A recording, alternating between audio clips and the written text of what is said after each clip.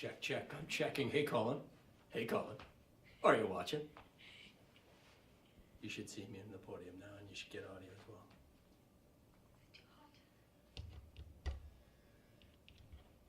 I'm still here. Yeah, right. Yeah. Swiss Army knife of life. Yeah, that's right. Including being a racer. Got her? Cool. All right. Cheers.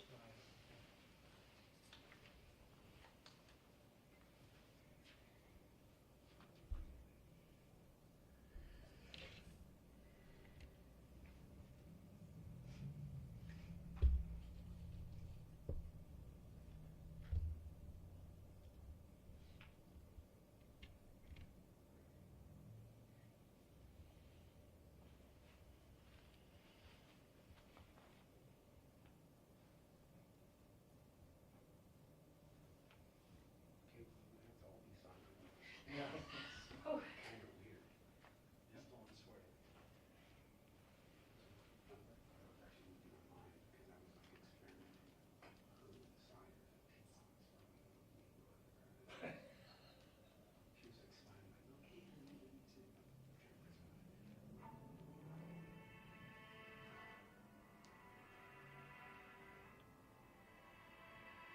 Is that Mundell music you're playing?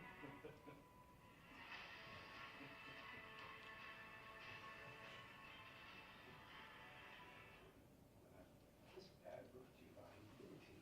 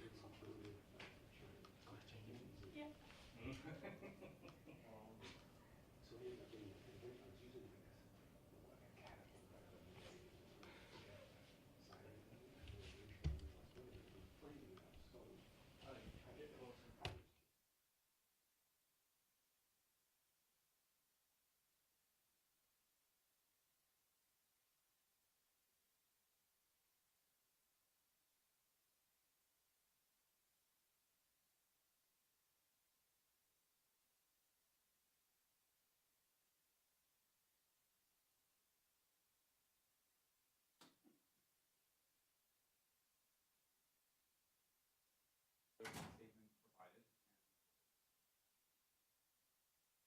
he'll be available for questions, but he will unfortunately be unavailable for any one-on-one interviews afterwards.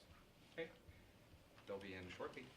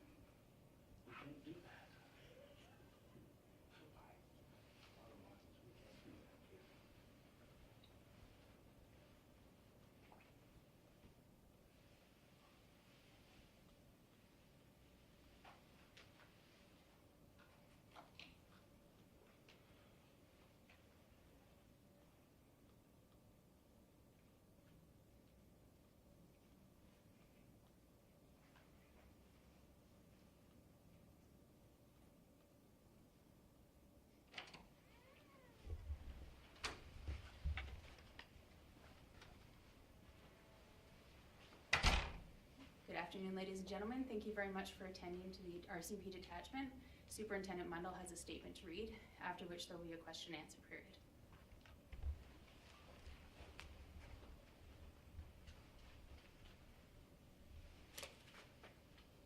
Hey, good afternoon, everyone.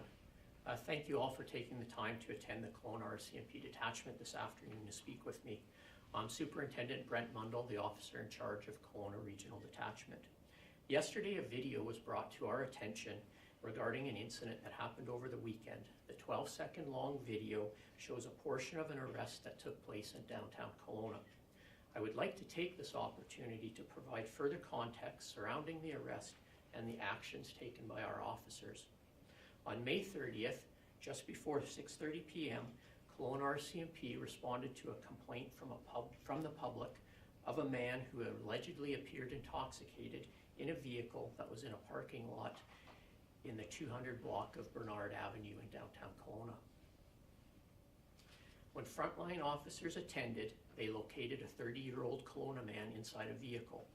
He appeared to be intoxicated and was uncooperative with police. The man was arrested for obstruction, but allegedly struggled with the officers by pulling away, clenching his fists, and refusing to follow commands. Because of the difficulty in safely bringing the man under control, the officers requested a third member attend the scene. When the third officer arrived, he observed that the man was still resisting arrest. In order to gain control of the situation, he was struck several times and then taken to the ground and handcuffed. The man was transported to Kelowna detachment cells for processing, then brought to Kelowna General Hospital for treatment of his injuries. The substantive criminal investigation into the alleged impairment is ongoing. The full findings will be forwarded to the BC Prosecution Service for review and charge consideration. I recognize that the tactics seen in the video are shocking to many people. Anytime an officer is required to apply a use of force option during an arrest, it can appear very disturbing. It is always our intention to enact a peaceful arrest, but when circumstances require it, officers may be required to use other options. This may include the use of physical force. It is for this reason that our officers are trained to conduct a continual risk assessment of the situation, as often these decisions are required in a split second. I can say that currently a thorough internal review of the investigation and this officer's actions is underway. This includes a conduct investigation against the one member. The video only illustrates one short moment during the incident and does not include what precipitated the situation where the officer felt the physical force seen in the video was necessary. The review will look at the full scope of the incident to ensure that all protocols and procedures were followed before, during, and after the man was taken into custody. Thank you. I would now be happy to take any questions that you may have. When that third officer arrived, it doesn't appear that he takes much time to assess the situation. What do you observe? Yes, the video is very short in duration. Obviously, he arrives, he makes a decision quite quickly, and that's the purpose for examining the actions in this particular incident. Do you have any initial reaction to seeing it? Yeah, obviously in the short duration of the video, the action is concerning. But again, as I stated earlier, it's important when I review these matters that I look at the full incident and what happened prior and after so that I can fully understand before coming to a judgment. Is striking someone repeatedly in the face something that is taught in the use of force options? Under certain circumstances, officers are trained to use strikes when the circumstances warrant.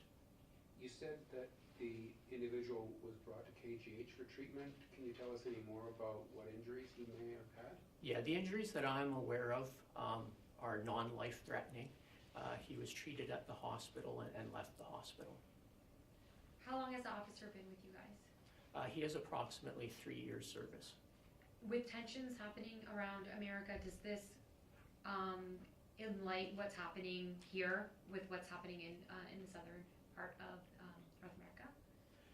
Yes, obviously, what we're seeing south of the border is very disturbing and concerning, and certainly the actions or what occurred here has been looked at in similar light by individuals and within the community.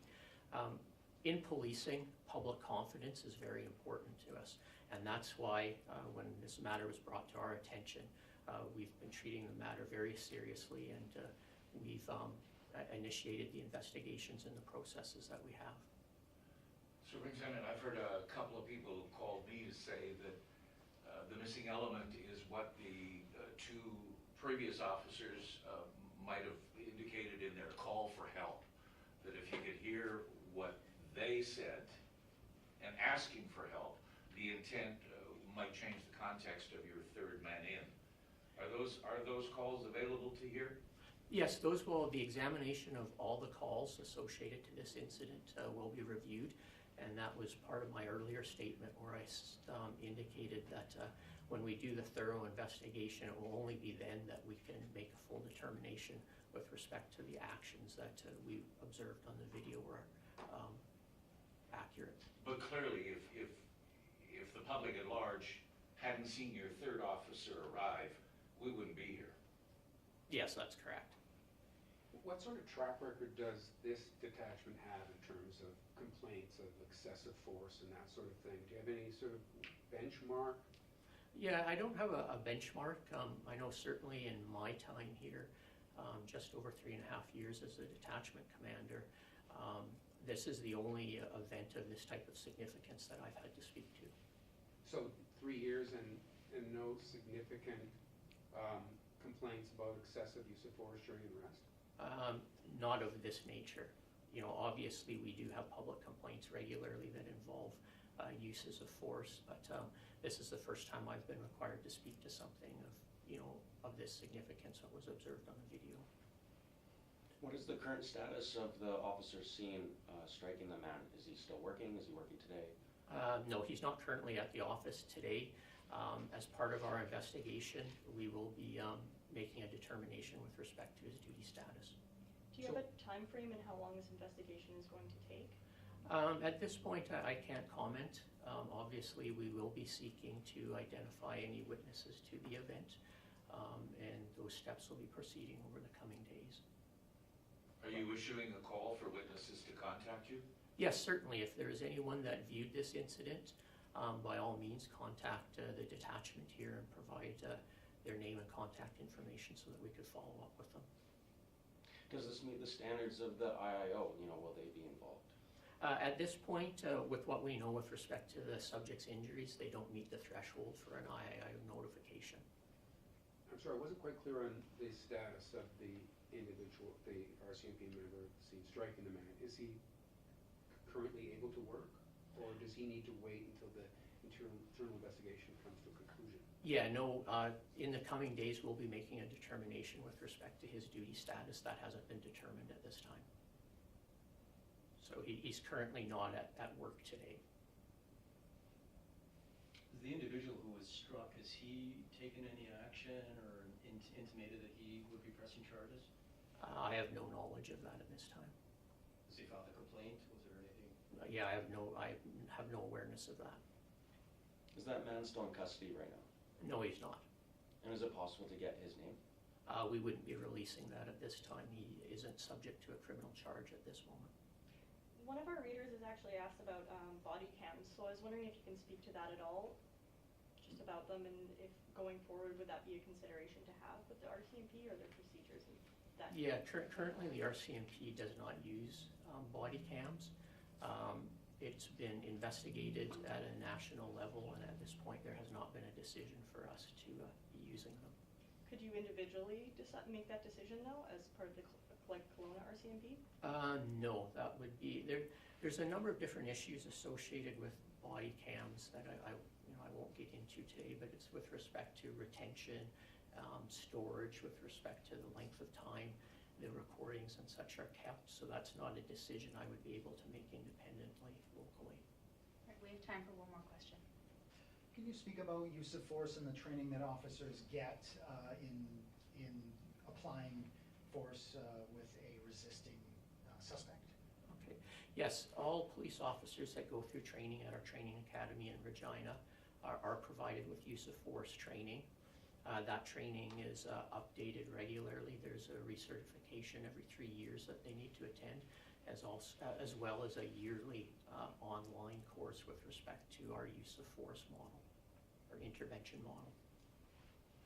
Do you guys have a copy, are you in possession of the video that is circulating social media, and is it possible to be available for the media?